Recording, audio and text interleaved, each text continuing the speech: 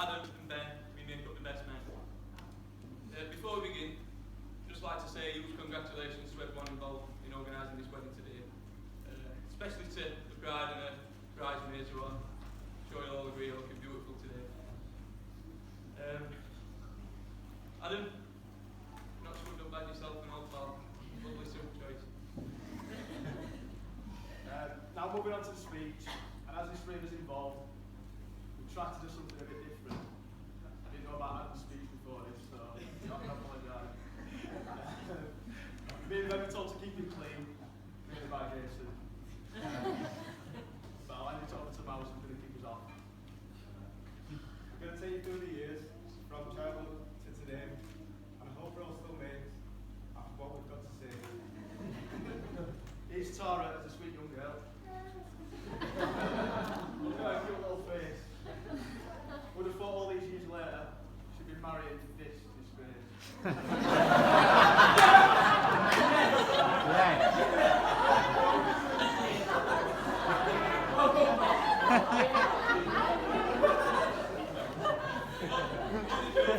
It's not that bad. It just got worse the more he grew. Like all of us when we were kids, Adam was also quite cute too. Me and Adam first met when we were 5. It was a couple of years before. We merged together with Jay Birch and became the famous four.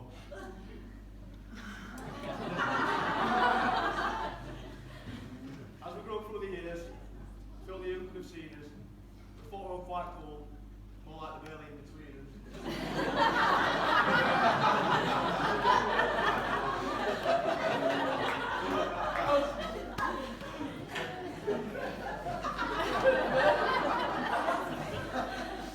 Four different personalities, each character complements the others. A group of mates from school who now feel more like brothers. Craziness to the group was my role. The limiting that fell to me. I wrote the cleverousness. Claire brought ADHD.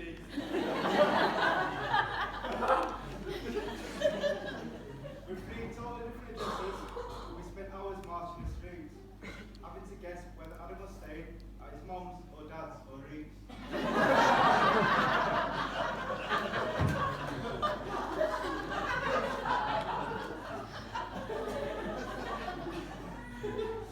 When we played for China Ridgeway, or whatever sporting tunes, one thing we learned quite fast was that he didn't like to lose.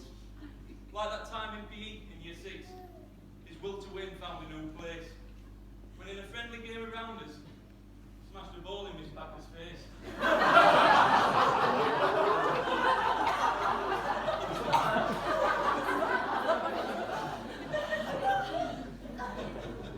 Now in secondary school, the famous four were split into 2 groups of 2. One went the traditional route, the other did an MBQ. Clayton chose leisure and tourism, strange one we thought at first, but considering where it's been since, it's a choice that could have been worse. Although we split up at school, we still knocked about at night. Hedge hopping, knock a door running, and setting fireworks alight. Then came Friday nights on shelter, scraping together every penny, still freezing on fresher shops, asking strangers to buy 2020. By the time we hit 15, 16, and were sick of being stood in the cold, outside turned to in as we got a little bit warm. House parties every weekend, or chilling in Jeanette's flat. Drinking crates of scopes she bought us. I think we're still owing for that. We were still a bit young for town, but we'd always go up in pairs, with fake IDs at their head, just to get sent away from the fire.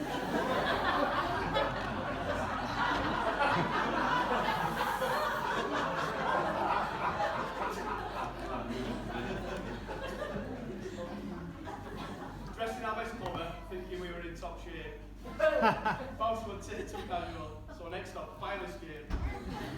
My holiday Sundays were messy, Ecky Road where we would be, and made our way to Kingdom via 10 bars on West Street. This one particular night didn't quite go to plan. When Clayton, Mouse and Birch ended up in the same riot band.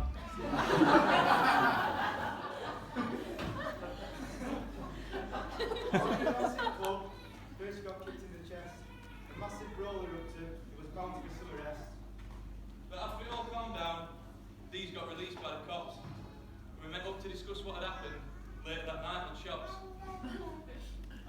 describe the event. I cracked this lad, he told us. Getting too giddy as usual, he dislocated one of his shoulders.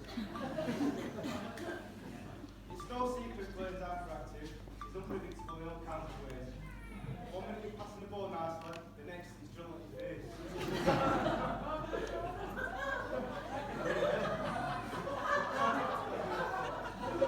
Now football's a big part of his life, and the one great talent of his. Although you don't need us to mention it, he'll tell you how good he is. Now, he's always been one to encourage his friends. Or to lift you up when you're feeling down. Or to smash you in the face with a wet floor sign on your birthday and a night out in town. We all left school and got jobs. It felt like all work and no play. So we spent a few of our paychecks on our first class holiday away. Malta was the destination. Fire extinguishers, climbing trees, drinking fish bowls down in shops on a crazy island in Greece. That outing laid the foundations for holidays and weekends away. So many happy memories, but some unsuitable to say.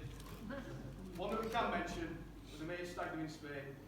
Me and Clayton shared a room, we decided to play. When we heard rooms being turned over by thieving Spanish men, so being one step ahead, we smashed it up our set.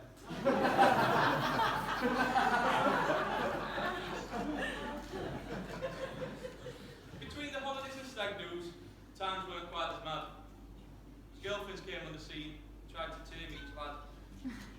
Adam met Tara in 2006 while out in town one night.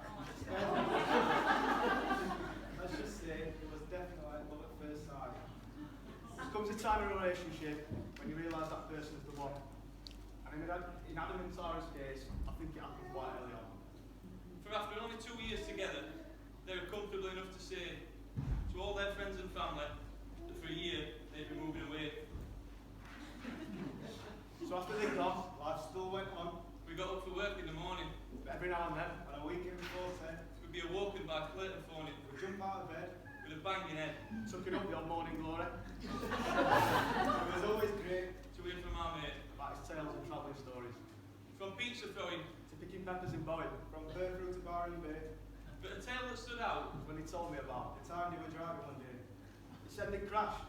Our windscreen was smashed. I wonder if the roads had been slipping Our camp was a mess. It's come off second best. and the head on 50-50 was skipping.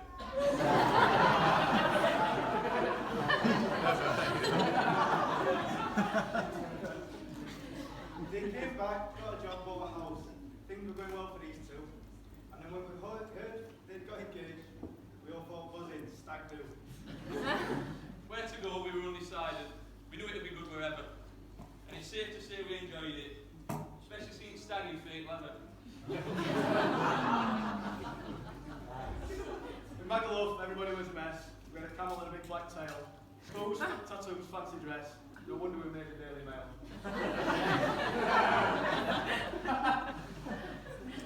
Andrew Clayton, all right.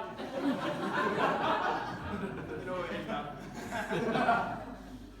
Now, just the other week, I remember watching the Golovkin fight, thinking Adam could have done a better job, as he's used to punching well through his weight. As you know, in football, you need that balance. Perfect recipe for a long, happy life. Tara's got the brains and the beauty, and Adam's got her for a wife.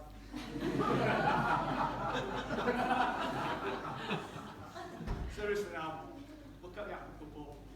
10 years already together. And I'm sure everybody agrees that it'll certainly last forever. Now, can we ask you all to stand as we'd like to propose a toast?